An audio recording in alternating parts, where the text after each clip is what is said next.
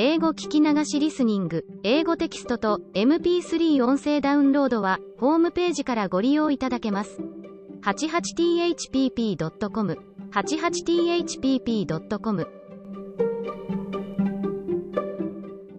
Chapter 10 The PC and PO As spring came on, a new set of amusements became the fashion, and the lengthening days gave long afternoons for work and play of all sorts. The garden had to be put in order, and each sister had a quarter of the little plot to do what she liked with. Hannah used to say, "I'd know which each of them gardings belonged to, if I see 'em in Chinese," and so she might, for the girls' tastes differed as much as their characters. Meg's had roses and heliotrope, myrtle, and a little orange tree in it. Joe's bed was never alike 2 seasons, for she was always trying experiments. This year it was to be a plantation of sunflowers, the seeds of which cheerful and aspiring plant were to feed Aunt Cockletop and her family of chicks.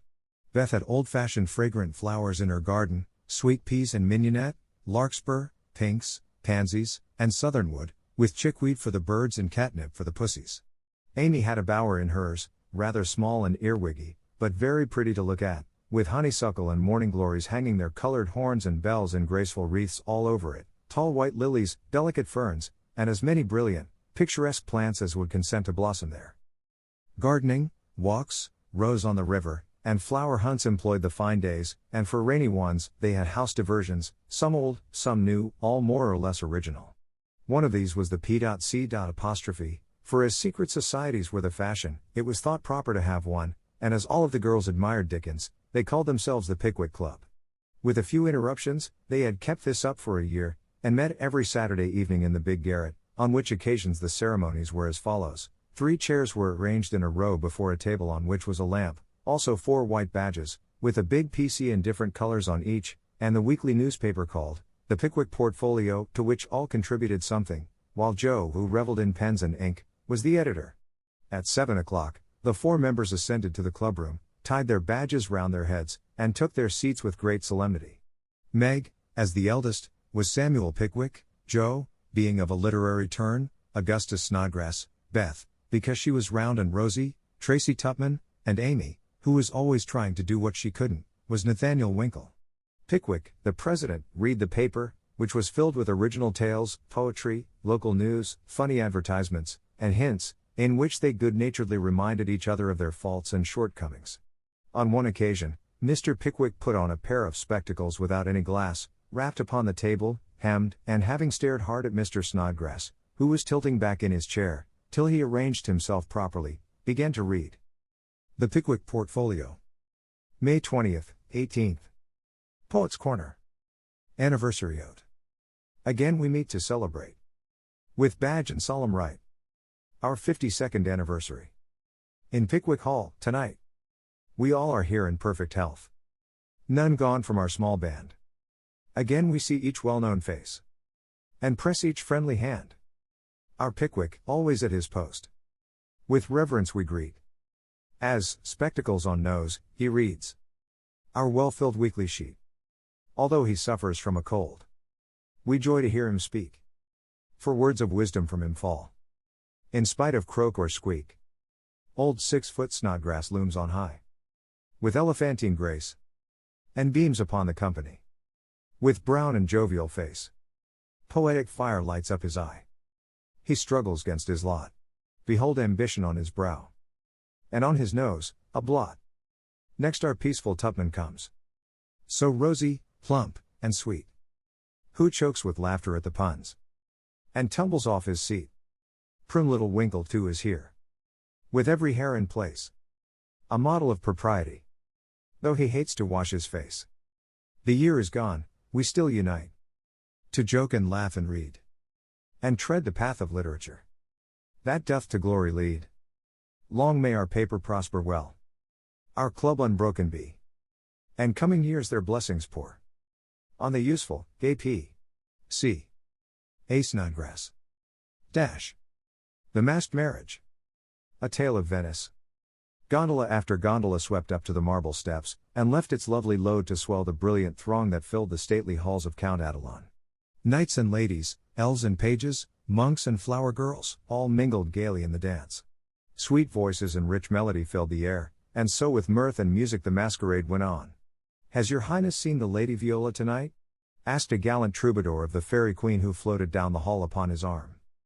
Yes, is she not lovely, though so sad? Her dress is well chosen, too, for in a week she weds Count Antonio, whom she passionately hates. By my faith, I envy him. Yonder he comes, arrayed like a bridegroom, except the black mask. When that is off we shall see how he regards the fair maid whose heart he cannot win, though her stern father bestows her hand, returned the troubadour. 'Tis whispered that she loves the young English artist who haunts her steps, and is spurned by the old count, said the lady, as they joined the dance. The revel was at its height when a priest appeared, and withdrawing the young pair to an alcove, hung with purple velvet, he motioned them to kneel. Instant silence fell on the gay throng, and not a sound, but the dash of fountains or the rustle of orange groves sleeping in the moonlight, broke the hush, as Count de Adelon spoke thus. My lords and ladies, pardon the ruse by which I have gathered you here to witness the marriage of my daughter. Father, we wait your services. All eyes turned toward the bridal party, and a murmur of amazement went through the throng, for neither bride nor groom removed their masks. Curiosity and wonder possessed all hearts, but respect restrained all tongues till the holy rite was over. Then the eager spectators gathered round the count, demanding an explanation. Gladly would I give it if I could, but I only know that it was the whim of my timid Viola, and I yielded to it. Now, my children, let the play end. Unmask and receive my blessing. But neither bent the knee, for the young bridegroom replied in a tone that startled all listeners as the mask fell, disclosing the noble face of Ferdinand Devereux, the artist lover, and leaning on the breast where now flashed the star of an English earl was the lovely Viola, radiant with joy and beauty. My lord, you scornfully bade me claim your daughter when I could boast as high a name and vast a fortune as the Count Antonio. I can do more, for even your ambitious soul cannot refuse the Earl of Devereux and de Vere, when he gives his ancient name and boundless wealth in return for the beloved hand of this fair lady, now my wife. The Count stood like one changed to stone, and turning to the bewildered crowd, Ferdinand added, with a gay smile of triumph, to you, my gallant friends, I can only wish that your wooing may prosper as mine has done, and that you may all win as fair a bride as I have by this masked marriage. S. Pickwick. Dash. Why is the P? See like the Tower of Babel? It is full of unruly members. Dash. The history of a squash. Once upon a time a farmer planted a little seed in his garden, and after a while it sprouted and became a vine and bore many squashes. One day in October, when they were ripe, he picked one and took it to market. A grocerman bought and put it in his shop. That same morning, a little girl in a brown hat and blue dress, with a round face and snub nose, went and bought it for her mother. She lugged it home, cut it up, and boiled it in the big pot, mashed some of it with salt and butter, for dinner. And to the rest she added a pint of milk, 2 eggs, 4 spoons of sugar, nutmeg, and some crackers, put it in a deep dish, and baked it till it was brown and nice, and next day it was eaten by a family named March. T. Tubman. Dash. Mr. Pickwick, sir. I address you upon the subject of sin. The sinner I mean is a man named Winkle who makes trouble in his club by laughing and sometimes won't write his piece in this fine paper. I hope you will pardon his badness and let him send a French fable because he can't write out of his head as he has so many lessons to do and no brains. In future I will try to take time by the fetlock and prepare some work which will be all comme la faut. That means all right. I am in haste as it is nearly school time. Yours respectably. N. Winkle. The above is a manly and handsome acknowledgement of past misdemeanors. If our young friends studied punctuation, it would be well. Dash. A sad accident. On Friday last, we were startled by a violent shock in our basement, followed by cries of distress. On rushing in a body to the cellar, we discovered our beloved president prostrate upon the floor, having tripped and fallen while getting wood for domestic purposes. A perfect scene of ruin met our eyes, for in his fall Mr. Pickwick had plunged his head and shoulders into a tub of water, upset a keg of soft soap upon his manly form, and torn his garments badly. On being removed from this perilous situation, it was discovered that he had suffered no injury but several bruises, and we are happy to add, is now doing well. Ed. Dash. The public bereavement. It is our painful duty to record the sudden and mysterious disappearance of our cherished friend, Mrs. Snowball Patpaw. This lovely and beloved cat was the pet of a large circle of warm and admiring friends, for her beauty attracted all eyes, her graces and virtues endeared her to all hearts, and her loss is deeply felt by the whole community. When last seen, she was sitting at the gate, watching the butcher's cart, and it is feared that some villain, tempted by her charms, basely stole her. Weeks have passed, but no trace of her has been discovered, and we relinquish all hope, tie a black ribbon to her basket, set aside her dish, and weep for her as one lost to us forever. Dash. A sympathizing friend sends the following gem. A lament. For S. Be Pat Pa. We mourn the loss of our little pet. And sigh o'er her hapless fate. For nevermore by the fire she'll sit. Nor play by the old green gate. The little grave where her infant sleeps is 'neath the chestnut tree. But o'er her grave we may not weep. We know not where it may be. Her empty bed, her idle ball. We'll never see her more. No gentle tap, no loving purr is heard at the parlor door. Another cat comes after her mice. A cat with a dirty face. But she does not hunt as our darling did. Nor play with her airy grace. Her stealthy paws tread the very hall where Snowball used to play. But she only spits at the dogs our pet so gallantly drove away. She is useful and mild, and does her best.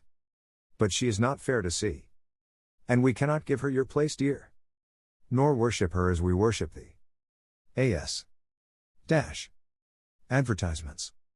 Miss Aranthe Bluggage, the accomplished strong-minded lecturer, will deliver her famous lecture on woman and her position at Pickwick Hall, next Saturday evening, after the usual performances. A weekly meeting will be held at Kitchen Place, to teach young ladies how to cook. Hannah Brown will preside, and all are invited to attend.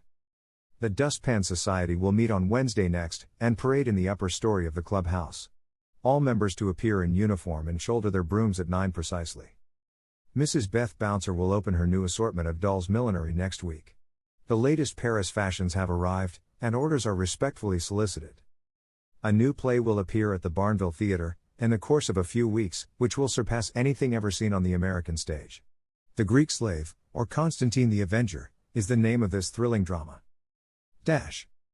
Hints. If SP didn't use so much soap on his hands, he wouldn't always be late at breakfast. AS is requested not to whistle in the street. TT, please don't forget Amy's napkin. NW must not fret because his dress has not 9 tucks. Dash. Weekly report. Meg, good. Joe, bad. Beth, very good. Amy, middling. Dash. As the president finished reading the paper, which I beg leave to assure my readers is a bona fide copy of one written by bona fide girls once upon a time, a round of applause followed, and then Mr. Snodgrass rose to make a proposition. Mr. President and gentlemen, he began, assuming a parliamentary attitude and tone, I wish to propose the admission of a new member, one who highly deserves the honor, would be deeply grateful for it, and would add immensely to the spirit of the club, the literary value of the paper, and be no end jolly and nice. I propose Mr. Theodore Lawrence as an honorary member of the PC. Come now, do have him. Joe's sudden change of tone made the girls laugh, but all looked rather anxious, and no one said a word as Snodgrass took his seat. We'll put it to a vote, said the president. All in favor of this motion please to manifest it by saying, aye. A loud response from Snodgrass, followed, to everybody's surprise, by a timid one from Beth. Contrary-minded say, no. Meg and Amy were contrary-minded, and Mr. Winkle rose to say with great elegance, we don't wish any boys, they only joke and bounce about. This is a ladies' club, and we wish to be private and proper. I'm afraid he'll laugh at our paper, and make fun of us afterward, observed Pickwick, pulling the little curl on her forehead, as she always did when doubtful. Up rose Snodgrass, very much in earnest. Sir, I give you my word as a gentleman, Laurie won't do anything of the sort. He likes to write, and he'll give a tone to our contributions and keep us from being sentimental, don't you see? We can do so little for him, and he does so much for us. I think the least we can do is to offer him a place here, and make him welcome if he comes. This artful allusion to benefits conferred brought Tupman to his feet, looking as if he had quite made up his mind. Yes, we ought to do it, even if we are afraid. I say he may come, and his grandpa, too, if he likes. This spirited burst from Beth electrified the club, and Joe left her seat to shake hands approvingly. Now then, vote again. Everybody remember it's our Laurie, and say, aye. Cried Snodgrass excitedly. Aye. Aye. Aye.